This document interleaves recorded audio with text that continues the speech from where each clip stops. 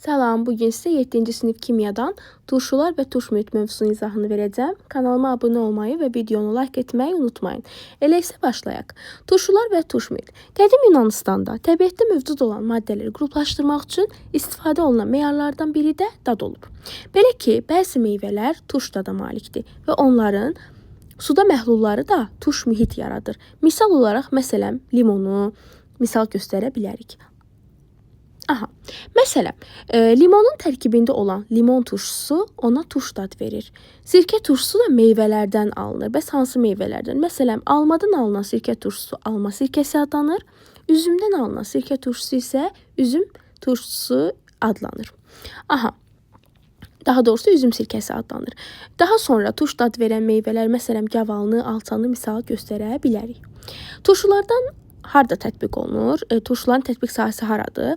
Turşulardan, məsələn, konservləşdirilmiş tərəvəzlər alınmasında, qazlı içkilərin alınmasında, təmizləyici vasitələr, məsələn, şampunun, qab yuyan maye, xlorlu suyun alınmasında istifadə olunur.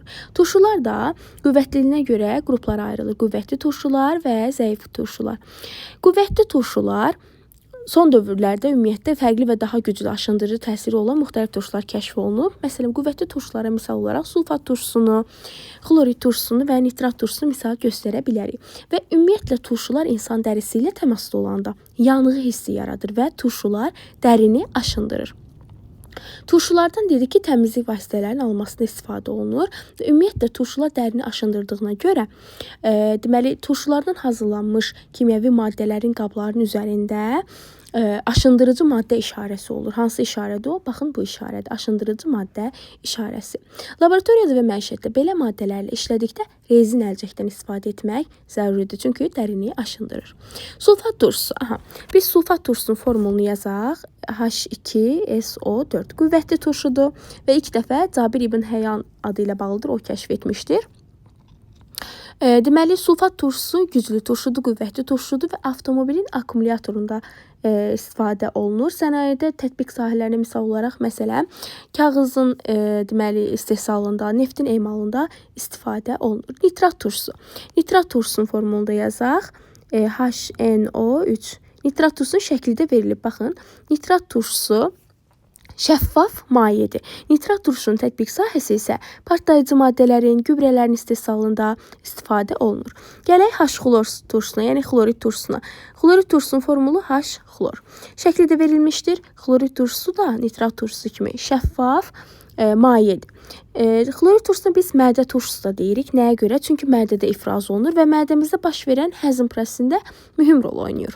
Mədənin turşuması mədə daxilində tənzimlənən turşuluğun pozulması və həzm prosesinin anormal şəkildə baş verməsinin nəticəsidir. Biz qüvvətli turşulardan danışdıq. Keçək indi bəs zəif turşular hansıdır? Ümumiyyətlə, qüvvətli turşular zəif turşulardan fərqli nədir? Qüvvətli turşular daha aktiv olur. Kimyəvi reaksiyalara daha fəal şəkildə daxil olur.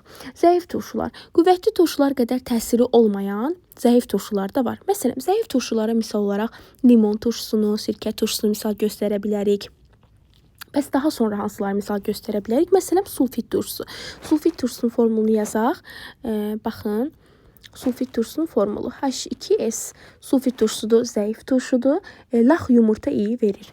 Digər bir zəif turşumuz, məsələn, H3PO4, yəni ortofosfat turşusu.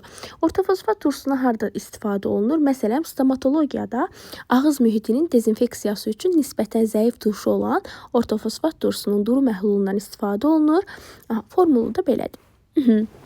Bəzən isə zəif turşuların miqdarı hər hansı bir maddənin tərkibində o qədər çox olur ki, qüvvətli turşu kimi təsir göstərir. Misal olaraq, sirkə turşusunun meyvələrdən alınmış 3-5% məhlulu qida məqsədi ilə, 70-80% sənaye mənşəli məhlulu isə konservləşdirmə məqsədi ilə istifadə olunur. Daha sonra turşulara, məsələn, çay sodası ilə təsir etdikdə karbon qazı, hansı turşuya? Məsələn, xlorid turşusu qüvvətli turşudur. Biz danışanda xlorid turşusuna qüvvətli turşu dedik. Formulu da H-xlordur. Əgər biz xlorid turşusuna çay sodası ilə təsir göstərsək, qaz olaraq karbon qazı ayrılar. Əgər biz xlorid turşusuna maqnezium lenti ilə təsir göstərsək isə, bu zaman isə hidrogen qaz halında ayrılmış olacaq. Nəyə görə burada xlorid turşusunu götürmüşük? Çünki xlorid turşusu qüvvətli turşudur. Reaksiyada daha aktiv şəkildə baş verir. Öyrəndiklərinizi tətbiq etmə baxaq indi. Turşuların tərkibinin müxtəlif elementlərdən təşkil olunduğunu öyrəndiniz. Sizcə onların oxşar xəstəli olmasına səbəb olan element hansıdır? Nə üçün belə düşünürsünüz? Uşaqlar, ümumiyyətlə bir qayda olaraq yadda saxlayın ki, bütün turşuların tərkibində hidrogen elementi var. Məsələn, biz hansı turşuları öyrəndik?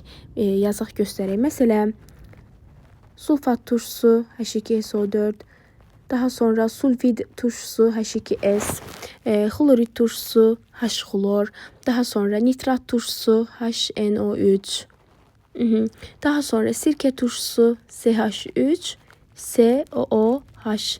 Biz bu formullara baxan zaman bütün formulların tərkibində hidrogen elementinin olduğunu müşahidə edirik.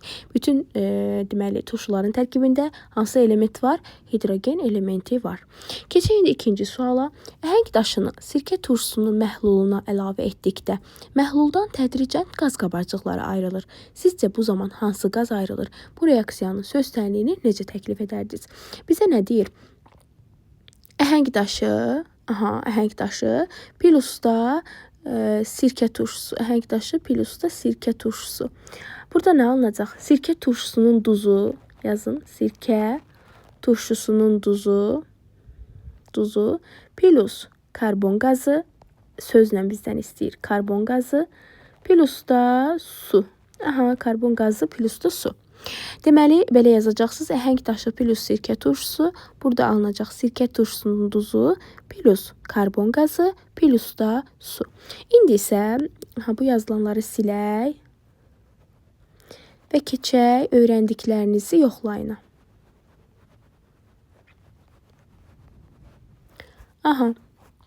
Nə isə biz öyrəndiklərinizi yoxlandı. Birinci sual.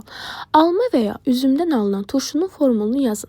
Biz dedik ki, sirkə turşusu bəzi meyvələrdən alınır. Məsələn, almadan, üzümdən. Deməli, hansı turşudur? Alma və üzümdən alınan sirkə turşusudur. Sirkə turşusunun da formulu CH3COOH-dır. Limon suyuna turş dad verən hansı maddədir? Limon suyuna turş dad verən limon turşusudur. İkinci sualda yazın, limon turşusu. Üçüncü suala baxaq. Mədəmizdə həzm prosesini tənzimləyən turşu hansıdır? Mədəmizdə həzm prosesini tənzimləyən turşu xlorid turşusudur, yəni H-xlor. Formulu H-xlor. Zəif turşuları güclü turşulardan necə fərqləndirmək olar? Biz bayaq da qeyd etdik ki, qüvvətli turşular zəif turşulardan fərqli olaraq daha aktivdir.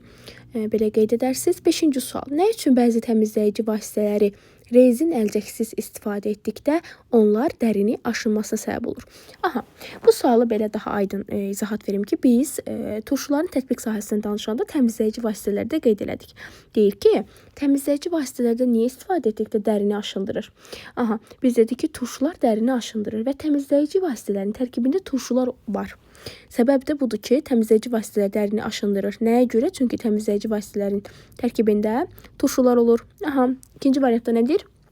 İstifadə etməzdən əvvəl bu təmizləyici vasitənin aşınmaya səbəb olduğunu necə bilmək olar? Necə bilmək olar? Çünki həmin məlumatların üzərində spesifik işarə olur. Baxın, bu işarə olur. Deməli, bu işarəni gördüksə aşındırıcı maddə işarəsidir bu. Deməli, rezin əlcəkdən istifadə etmək lazımdır. Bugünkü dərs izahımız buraya qədər. Kanalıma dəstək olmağı unutmayın. Sağ olun.